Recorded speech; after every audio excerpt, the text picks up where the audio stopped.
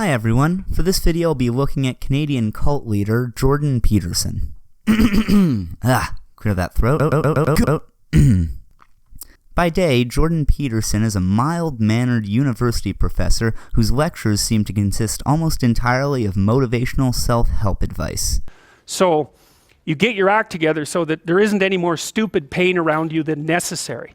Well, so then the question might be, well, how would you go about getting your act together? And the answer to that, and this is a phenomenological idea too, it's something like, look around for something that bothers you and see if you can fix it. But by night, he dons his fedora and goes beast mode, schooling the libs and showing them that facts don't care about their feelings, sunshine, which apparently means weeping about the decline of the West. The main thrust of Peterson's message is his war against the chaos of, how do you put it, Jordan? The postmodern neo-Marxist. Thanks, baby. But that isn't going to be the focus of this video. Like any superhero, we're going to be starting with his origin story. Before Peterson made it big repackaging William S. Lynn's anti-Semitic conspiracy theories, he initially caught the world's attention by having the courage to boldly stand up for free speech by woefully misinterpreting an amendment to the Canadian Human Rights Act known as Bill C-16, and that's what we'll be looking at in today's video. The argument against Bill C-16 has been that it will lead to anyone who refuses to, or even accidentally does not use a trans or non-binary person's preferred pronouns, being sent to the gulags. Peterson was one of the people leading the backlash through a series of media appearances, testimony at a Senate hearing, and a series of videos called, and I'm not making this clickbait title up, I've entitled this talk, Professor Against Political Correctness. Yeah. Peterson's main problem with the bill is that it will lead to the use of gender-neutral pronouns, which he considers to be made-up words. You know, as opposed to those real words that were, I guess, discovered through science?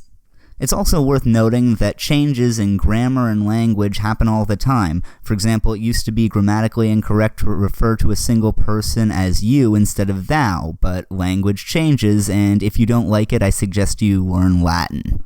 Before I get too into the weeds here, I should also get out of the way that Peterson's opposition to Bill C-16 is of course in no way motivated by bigotry. Some of his detractors have gone so far as to call him transphobic, which is ridiculous since he's received support from literally some trans people. And one of the things that's been quite fascinating to me since this has occurred is that I've had a comparatively large number of letters from transgender people, about 35 so far, and every one of those except one was positive. They are not happy about my sampling of the trans community, which isn't, it's not a random sample or anything like that, but 35 letters is a lot when the community of people is actually quite small. Yeah, no shit, that's not a random sample. That's not even a convenient sample. This is from a dude who calls himself a scientist, and he's saying shit that, like, a first-year stat student could debunk. If you're still not convinced about this, how about this clip, where Peterson explains the very normal, not at all bigoted reason why he distrusts the Ontario Human Rights Commission. I'm going to concentrate on Ontario because I think a lot of this is emanating from a small coterie of people behind the Ontario Human Rights Commission, which is a particularly pathological organization in my estimation, and perhaps the biggest enemy of freedom currently extant in Canada. And I don't say that lightly. So the reason I think the Ontario Human Rights Commission is an emblematic institution in this regard is partly because I think that that social justice warrior type activists are overrepresented in the current provincial government, or the current Liberal provincial government, and I can't help but manifest the suspicion that that's partly because our current premier is lesbian in her sexual preference, and that in and itself doesn't bother me one way or another. I don't think it's relevant to the political discussion, except insofar as the LBGT community has become extraordinarily good at organizing themselves and has a fairly pronounced and very, very sophisticated radical fringe. And Holy shit, eh? He normally keeps that tradcon bullshit under wraps, but not here. On a side note, I thought I was bad at editing videos, but Peterson is next level. For example, I didn't pause that last clip I showed. It's still rolling. There's just like 30 seconds of dead air. I can't help but see the hand of that. Anyway, Peterson's real issue with the bill is that he says it will lead to compelled speech by forcing people to use certain words, rather than other laws which merely force people to refrain from using words. So we're going to compare the actual bill with what Peterson has said about it and see if his analysis stands up. So what Bill C-16 actually does is amend the Canadian Human Rights Act and the Criminal Code to include gender identity and expression to the list of prohibited reasons for discrimination and prohibited groups to spread hate propaganda against.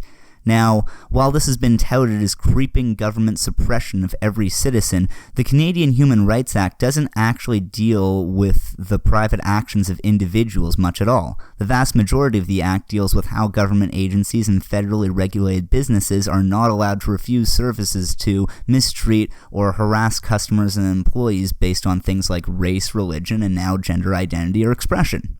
The fact that the stipulations outlined in the Human Rights Act refer almost exclusively to the workplace is a point that has been somewhat obscured by opponents to the bill. Listen to how Peterson talks about his problem with the wording of the purpose of the Canadian Human Rights Act. Okay, so, what's problematic about this? Well, I've outlined some of it in yellow. I don't really like the idea of wish to have, the lives that they're able and wish to have, and then to have their needs accommodated. Well, it's messy terminology. It's not easy to delineate needs. There's an infinite number of them. It's very, very difficult to determine whose needs should take priority. So, in abstraction, this seems like a fair question, but put into the context of a business, I think it's pretty fair to ensure that the needs of customers and employees aren't unduly hindered by the owner of the business, who has a great deal of control over the other actors in this scenario. It definitely sounds a lot scarier to say that anyone could at any time be snatched up by the thought police than the truth, which is that businesses aren't allowed to refuse to hire trans people anymore. Now on to the part of the Canadian Human Rights Act that Peterson does like to focus on, hate speech laws. Here he is talking about it. Now, I have some real problems with hate speech legislation, and the reason I have problems with it is that it's not obvious when speech is motivated by hate. Angry speech can feel like it's motivated by hate, but angry speech is the only kind of speech in some sense that is indicative of real disagreement. I mean, I'm not saying that all disagreement should be angry. I'm just saying that if there is real disagreement, anger is often the evidence for the existence of real disagreement. And if there's real disagreement, angry people have to talk it out. Because if they don't, then a bunch of terrible things happen. So this is the Criminal Code modification of subsection 318.4, where they define an identifiable group. And this is for the purpose of determining who fundamentally is uttering hate speech or discriminatory speech. And this includes all the candidates we already described, color, race, religion, national, ethnic origin, etc., and includes gender identity or expression. So something that Peterson's leaving out here is what subsection 318 of the Criminal Code refers to. It isn't discriminatory speech, but rather promoting genocide, which is a little bit different. At this point, I should also note that this hasn't just been my lay interpretation of the bill, but in fact the views of the head of the Canadian Bar Association, who has roundly debunked Peterson's claims in a letter that I'll link to in the description. With that said, opponents of the bill aren't actually criticizing what is in the bill itself, but rather what isn't. For this, I'll be turning to the analysis of Jared Brown, who testified along with Peterson at the Senate hearing for the bill. Brown's problem with the bill is that definitions of words like harassment and discrimination are left fairly open-ended. This makes sense since it wouldn't be possible for the bill to list every conceivable form of discrimination or harassment, so instead, definitions are left fairly open-ended so that they can be judged on a case-by-case basis. Brown's argument, however, is that because the law is fairly open to interpretation, it will therefore be applied in the most extreme and illiberal way conceivable. In essence, Brown and Peterson's problem with the bill isn't that it does legislate compelled speech, but rather that it could. This isn't a totally baseless critique. The open-endedness and relative lack of transparency of the Human Rights Act is a reasonable thing to be skeptical of. But this skepticism is pretty different from the way that Peterson, Brown, and the like have been insisting that Trudeau is ready to start filling up the gulags.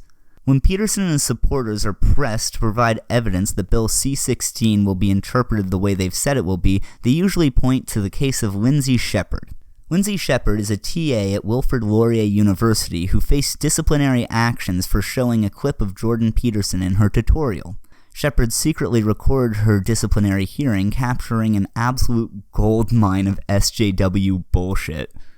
So this is basically like playing, not to kind of do the thing where everything is kind of compared to Hitler, but this is like neutrally playing a speech by Hitler or Milo Yiannopoulos from Gamergate. This is the kind of thing that departmentally, in terms of like critical communication studies and in terms of the course of what we're trying to do, is diametrically opposed to everything that we've been talking about in the lectures.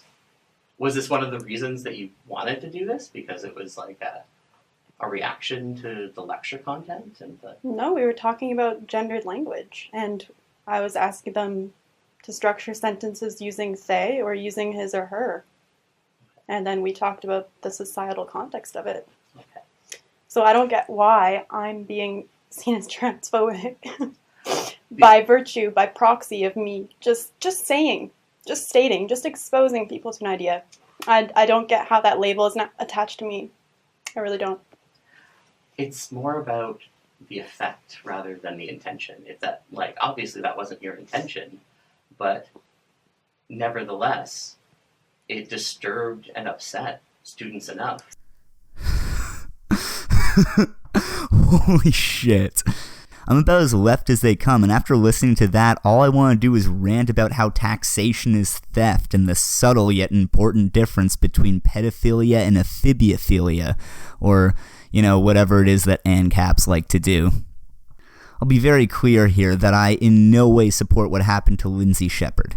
In fact, I'll go a bit further than most Jordan Peterson supporters do and say that I also condemn what happened to Masuma Khan. For those of you who don't know, Khan is the vice president of the Dalhousie Student Union. She, like Shepherd, faced disciplinary actions, but Khan faced them for criticizing Canada's 150th anniversary on her private Facebook account. Now, just so I don't get accused of being too biased, here's the other side of the story, as told by the conservative newspaper and parent company for Rebel Media, the Toronto Sun. Quote, "Lost to defenders of Khan was the fact that while Shepherd, a teaching assistant, was reprimanded for asking her students in a classroom environment to hear more than one side of an argument before coming to their own conclusions, Khan, as the vice president of the Dalhousie Student Union, was chastised for demeaning Canada's 150th anniversary on Facebook." Which, yeah, I disagree with what happened to both, but the university does have more right to say what their TAs are teaching in class than to control what students post on Facebook.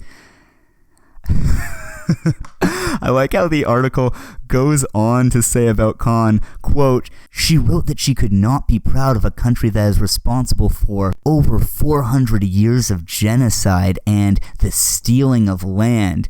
As if to say, I could absolutely be proud of 400 years of genocide because I'm a patriot, okay? Look at the track record. Native genocide, mistreatment of Chinese workers in the building of the Canadian Pacific Railroad, residential schools, native reserves with no clean drinking water. We're still killing it, undefeated. That's what real patriotism looks like, folks. Anyway, the thing I'd like to point out here is that while what happened to Shepherd and Khan is horrible, in both cases they were punished by their universities, not federal human rights tribunals. Lindsay Shepherd, the poster child for PC police overreach, was unfairly prosecuted by her university and not the government. if she's the best example that Peterson supporters have of Bill C-16 being applied the way they've said, I'm frankly not convinced. So going off of that, I'm going to wrap this video up by turning to another of Peterson's favorite topics, anti-free speech student politics. I want to begin by saying that I do not support the practice of deplatforming controversial speakers. I think it's pointless, and that energy could be much better spent advocating for a leftist agenda instead of merely stifling a rightist one. Furthermore, it gives these losers way too much credit. People like Jordan Peterson and Ben Shapiro are utterly boring thinkers, but because protesters try and prevent them from speaking, they get to cosplay as dangerous intellectual vanguards. With that out of the way, I don't agree with the way that these student protests are talked about. Let's look at the current state of education. With rapidly increasing tuitions, schools have moved to a model in which students are thought of and treated not as students, but as customers. And from that position, I don't think that it's particularly illogical or unreasonable per se for these students to go, okay, if I'm a customer, then fuck you, where's my customer service? And the administrative staff, the people who actually make the real money without having to turn to Patreon, are very happy to oblige the students' demands so long as it doesn't interfere with their bottom line, which usually turns into throwing professors under the bus. I mean, if these schools are such liberal bubbles, shouldn't faculty strikes or calls to divest from fossil fuels have a better track record? Maybe, just maybe, Jordan Peterson's problems have a little less to do with Marxists and a little bit more to do with the capitalists. Anyway, that's all for today. I'm working on a second video on Peterson where I'll look at some critical theory and address his claims about postmodernism, but I doubt that'll be ready for another month or so. I'll put out something else in the meantime, which, if there's anything you'd like to see me look at, feel free to comment with suggestions. I think I'd like to go after someone a little bit smaller next time, but I don't know who. I'm more interested in going after someone who at least pretends not to hate the Jews, which is honestly proving to be harder than I thought it would be. So feel free to give me some suggestions. Anyway, until next time, peace.